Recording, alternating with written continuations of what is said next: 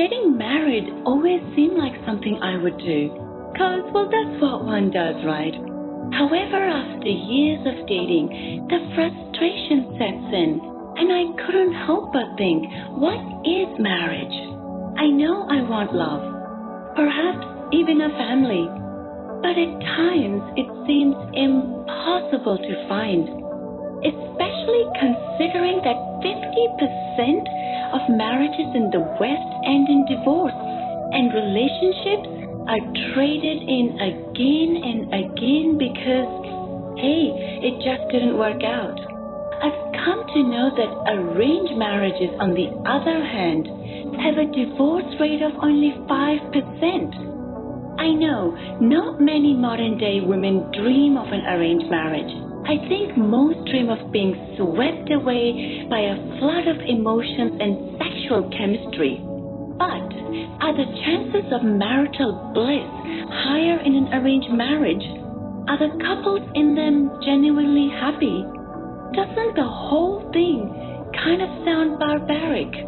So I asked myself, how does this concept of arranged marriage work? Coincidentally, the one couple whose marriage I do admire and that has lasted 40 years is of my own parents that was arranged by their families. My parents saw each other for the second time on their wedding day. In fact, Dad recalls how between engagement and marriage, he'd forgotten what she looked like. Their only contribution was just to say yes or no. I had never really asked them about this before, so I decided to sit them down and find out, how did this all happen?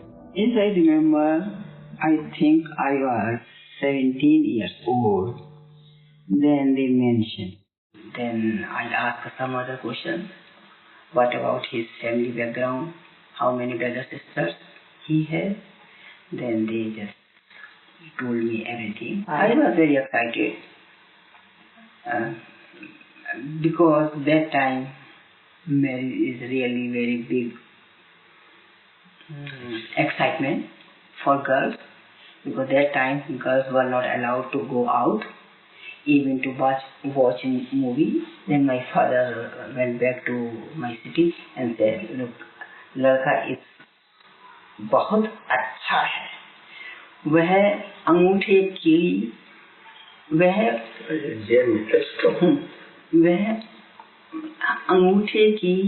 अंगूठे की हीरा है। फिर इसके बाद मुश्किल से 2-3 हफ्ते बाद इनकी मदर और ये खुद एंगेजमेंट के लिए आए। Now, I've always witnessed my parents to have something wonderful together. But maybe I'm being biased, or their arrangement could just be a fluke, or perhaps serendipity.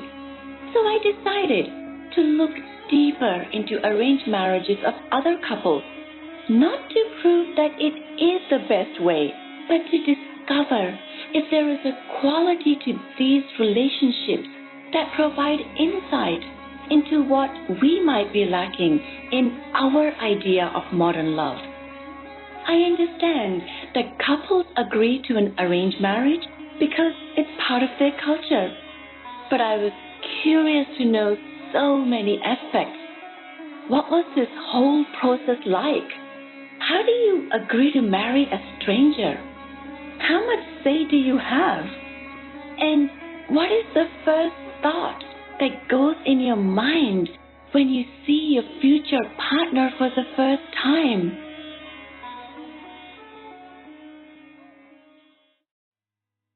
My parents said that, it's now time to get married. You completed your education, you got a job and everything. And so I said, yeah. So I said, okay, you find me a girl and I will, go for it. I always believe, in Indian family system and value system. And I always decided that, I would go with the Indian traditions where my mom get a say and chance in picking a bride for me, and I trust, her, this is her, liking and thing. dad's elder brother and his dad, they knew each other from like 20-25 years back. So the family knew each other. And he's a good-looking guy. He's educated, good guy from good family. Can you say that again once more? No. I went for my in-person interview. Putting in the terms of recruiting. And it was a house full of uncles, aunts, cousins. It was like a carnival or event. And then basically, we get seated in the last living room, and so someone will come and offer us drinks and water and food and lunch. Yeah. But I was waiting to see where is she. When is she coming? Then someone will come and say, okay, is she? Because I just saw the picture, right? And Rocky in front. So another girl came. She was her younger sister, and she looked like her. So I thought she is it. But she came and talked to me casually. I said, no, she can't be like. She can't talk to me like that. And then she asked a couple of questions to me, right? Mm-hmm. Yeah, and then we continued this discussion for another 5 to 10 minutes. So that was the moment, right? And that was one moment which pretty much decided everything. मैंने first time तुम्हारे dad का photo जो है engagement से पहले देखा था. जिस दिन एंगेजमेंट हो रही थी उसी दिन इनकी मदर फोटो लेकर आई थी. तो उन्होंने पहले फोटो दिखाया था और उन्होंने फिर अपनी जब मुझे देखा तो उन्होंने अपनी अंगूठी निकालकर मेरे हाथ में डाल दी थी और ये कहा कि अब हमारी बात जो है पक्की हो गई है. जब मैंने पहली बार तुम्हारे डैडी को देखा था तो उस समय लड़कियां जो है ज्यादा आंखें खोल के या सामने इस तरीके से फ्रंट में नहीं देख सकती थी. उनकी आंखें नीची रहती थी. नीची पलकों से अगर देख लिया तो मुझे याद नहीं, ये बस याद है कि हाँ लड़का पतला दुबला सा सांवला सा लड़का है बस. अगर कहीं और उसी दिन मुझे कहीं और कहीं मिल जाती तो I couldn't recognize. We were married on 31st of January and our engagement was 18th of December, only a month. I had this fantasy of this, movies. They were like, they decorate their room with flowers and all that. You buy nice jewelry, you buy nice clothes, you get to go for a honeymoon. That's about it. But I didn't have a concept, what is the biodata, like what the guy should be, whether he should be making money or educated, has a house, has a family, small family, big family. I didn't know anything about it.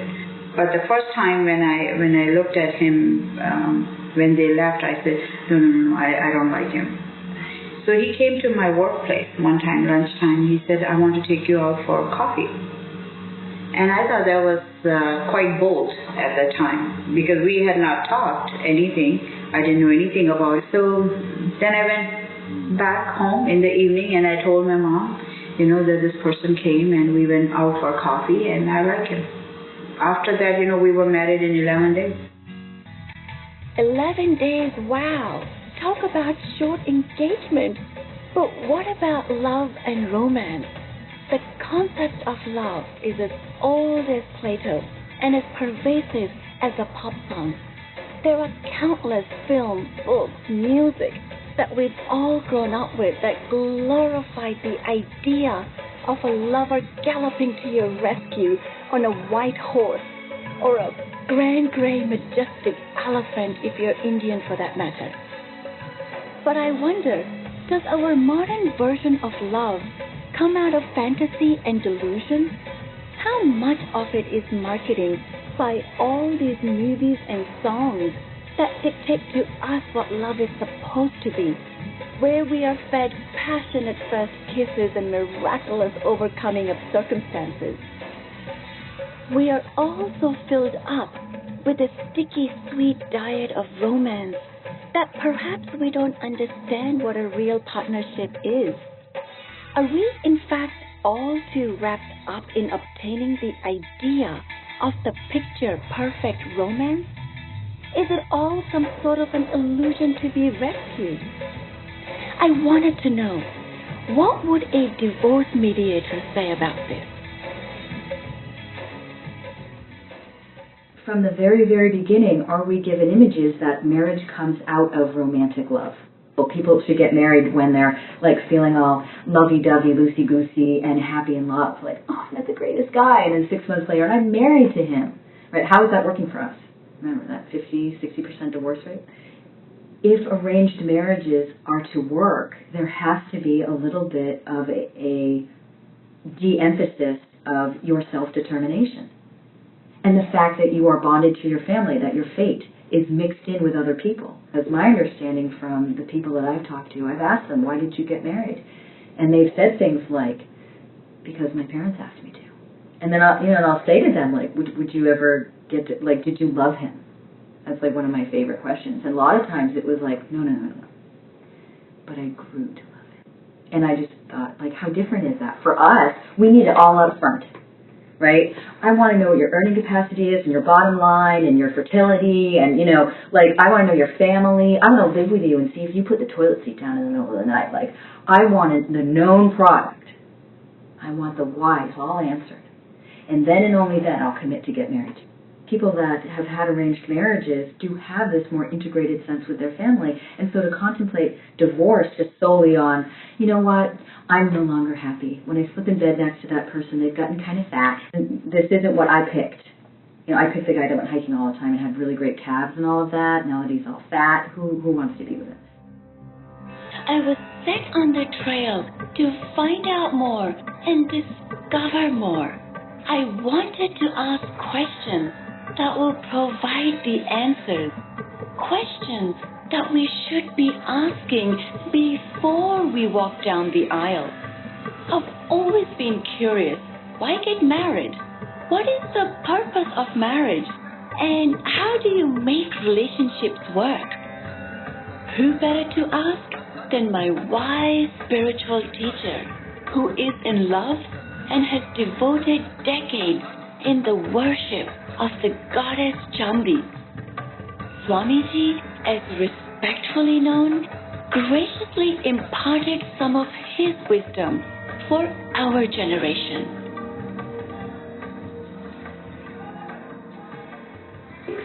Unfortunately, many relationships that begin in harmony don't have a clearly defined objective.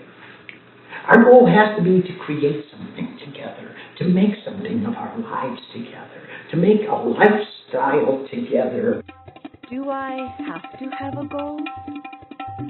What if I don't have a goal? Stop! Right there, stop! If we don't know the goal, then how can you find the path? And if you don't have a path and you don't have a goal, how can you find a partner? The first thing which we do when we look for a partnership is say, a partner for what? It's not about just finding romantic enjoyment for a little while. That infatuation will flee very transiently. Because once you've made a commitment to a goal and you really have that commitment, it's really a joy, a real pleasure to do the sadhana, to fulfill that goal and to complete that commitment. But if you are literally living a life that is based on duty, then what you can do is you can actually mine the circumstances that trap you and use them to liberate you. They had made a commitment, yes. This is the guy, now they're married, and no matter what comes in life, there are good times, bad times, we have to be together. मुझे शुरू में बिल्कुल नहीं लगा, शादी के बाद बिल्कुल नहीं लगा मुझे कि मुझे प्यार कुछ भी नहीं, बिल्कुल नहीं. मुझे लगा कि मैं अजनबी आदमी के घर में गई है और उसके यहाँ रह ली, मैं चली आई. मुझे कुछ नहीं लगा कि कोई भी, उस समय ये भी नहीं था कि मेरा हस्बैंड है या आगे मुझे कुछ भी आगे की प्लानिंग या इसके साथ रहना है, कुछ भी करना, कुछ भी नहीं था मुझे. It's ingrained in your brain that you know once you are older you will get married and you will leave the house and go to somebody else's house. It's the family which is involved in bringing the couple together.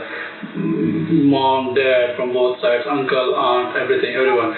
So it's also the family who keeps the couple together for the rest of their life.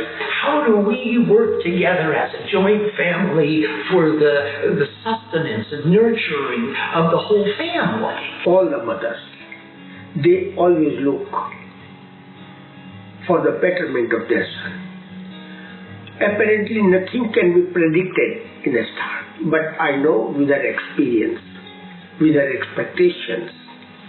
And when she said that to me, the girl is fine, I said to me also. Because of duty and devotion to family and culture, is it possible that something deeper has a chance to grow? Something that we've rarely seen in modern day relationships. Life without devotion isn't worthy of living. Over here in US, you have someone arranging a speed date for you, for a dating company arranging a date for you. If you put in the same terms, it's your parents who are arranging the date for you, or who are arranging the meeting for you. All they do is they do the background check. That the family is good, and the boy is good, education, and all those background checks are completed. And then, they both agree, okay, now we'll let our kids meet. There are certain things, I won't tolerate also. Like if I heard that, like somebody's abusive, somebody's a womanizer, or somebody's alcoholic, or drugs. Those are the things you shouldn't live with that kind of a problem, because it's not good for you. It's not good for kids. Unless it's extreme, you can deal with any other problems. I spoke to many other couples as well about the rituals that make their marriage work. For example, I remember no matter what, my mother never ate without my father. Property was always bought under my mother's name. That was their way to show respect for their relationship.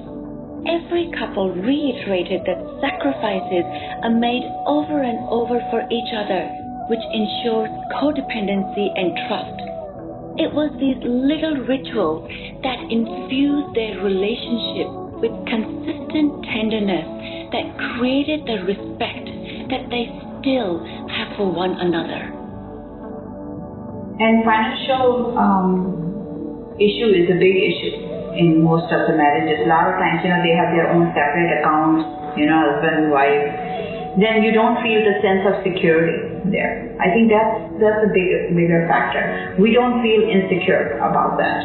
So even if we talk and we end up fighting, like, okay, his opinion is different and my opinion is different, but we do exchange notes with each other every day. आपस में रहने के बाद में प्यार जैसे कहते हैं ना कि धीरे धीरे जो है हम एक दूसरे को पहचानते हैं, एक दूसरे की केयर करते हैं, तो शायद जो है बहुत ज्यादा प्यार है.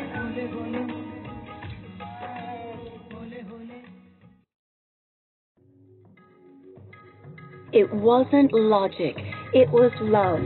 Words uttered by the beloved Carrie Bradshaw of Sex and the City, who so fantasizes about the perfect love that she exposes herself again and again to rejection and devastation. How much should be love and how much logic? I don't know.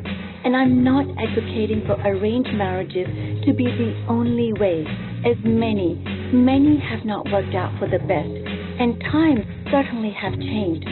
But I want what these couples have, the union with the cosmos and the infinite friendship and love. Whether our eyes will lock across a crowded room or an introduction is made. What if I didn't expect to be in love with my husband when I married him, but choose him due to his virtues and our common lifelong goals, instead of the sweet, sticky expectation, and as Jerry Maguire says, to complete me? So what if Carrie was in an arranged marriage with her ex-love Aiden? What if that was the expectation to make it work?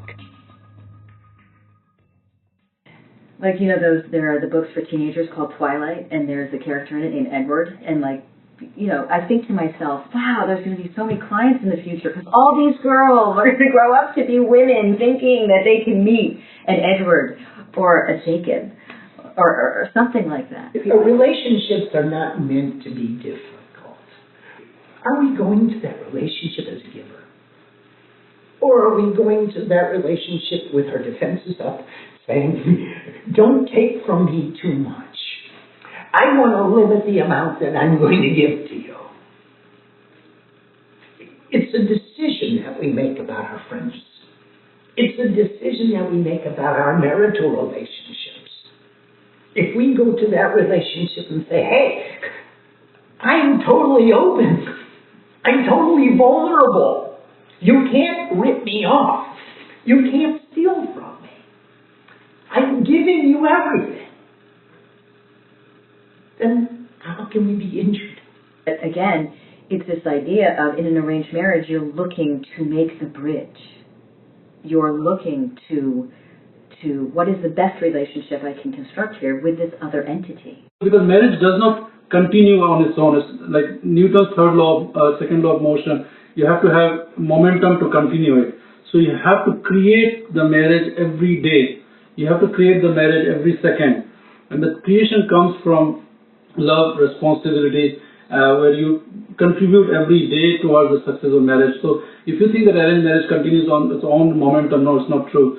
People take effort. You have to put effort actually. Even if arranged marriage or love marriage, you have to put effort and you have to do that. It doesn't come, it won't go smoothly. In India, the divorce rate are lower. The reason being is that, like he's saying, right, the trust and all these things, those are in our root. When we get married to one person, we don't think that, okay, if it's not going to work out, we'll be separated. We don't go like that. We think like, okay, we don't have a choice of, or we don't think like if we are getting married, we will just be separated. We will work it out. You get together, you get married first, and then the love happens. And then the beauty of love comes, and then you start knowing the person. I mean, there were times like differences. I will say, oh, I'm going to leave you and this and that, And at the maximum, I'll go to my sister's house and go stay a couple of nights there. And once I have left him, like 2 days, every minute I'm looking at the door. Is he coming to get me? Is he coming to get me? Like I'll look from the window. I couldn't stay there. Like I want to come back to my own house, And sure enough, in few hours he will be there. We were always together. We always faced the problem together. We saw like, okay, this is a problem in our life. Either it's a house problem, or it's a financial problem, or it's a babysitting problem, or it's a job problem. We were always, in big matters, we were always together. I was confident that I would be able to mold myself to her expectations and should be able to bring her to my expectations. So I was confident of this thing. It's a very difficult question to tell you that when did I really start loving her, loving wholeheartedly. I'm not sure when it started, but after she lived with us, with our family, I think she was very adjusting and she was very caring, and hence I can't say that maybe within a week or so we started caring for each other, and this caring changed into such a deep love which in Western societies or in movies they say love at first sight. That was definitely not the thing. But our love, I think, became very, very deep, very strong. And maybe it's due to her, mainly due to her. She was so devoted and committed, not only to me, towards everyone of the family, that I would say she won the heart of everyone and especially mine. Let's talk about the 7-year itch. What is that, and is that true? 7-year itch. What is 7-year itch? 7 years life. I thought everyone knew of the 7-year itch. The biggest hurdle I face every day is that after I take my bath, I put the towel, and she doesn't like that. You just left the towel on the bed or on the couch, and I don't like it. Every day, it's been 12 years. Every day after you take bath, I say, Ajay, you left your towel here. Then you're like, oh yeah. yesterday I told him, it's been so many years I've been telling the same thing. Why don't you get a simple thing like you have to put a towel back? In India, people believe that when you are married to one person, you are not married to him just for this life, but for 7 lives you are married to that person. So for 7 lives, next life when you rebirth and all, they believe in that. So you're going to get him or her, then 7 lives you have to continue. After that you change to different partner. So she says, okay, this is the 7th. Okay, then I say something, okay, this is the 7th and we are done. I don't have any regrets. Absolutely no regrets. Till date, no regrets. हम तो बेटे बने एक दूसरे के लिए. I would be almost semi-dead after she's gone. I think she has given me every comfort, everything I ever required, and I don't have any ambitions now. बोली 5 साल के बाद तेरे हस्बैंड ने इतना लंबा लेटर लिखा है जो कि शायद कोई हस्बैंड 1 साल की शादी में नहीं लिखेगा. तो ये इससे ज्यादा प्यार का और इतने जो डीपली प्यार का और क्या सबूत हो सकता कि डैडी खाली नहीं थे कि नहीं कि यही काम है कि मुझे लेटर लिखे हैं, लेकिन उस समय इतना लंबा टाइम कि 2-3 महीने मेरे बिना बिताने जो है वो बहुत बड़ी बात है. तो ये हमारे प्यार का है, ये एग्जाम्पल.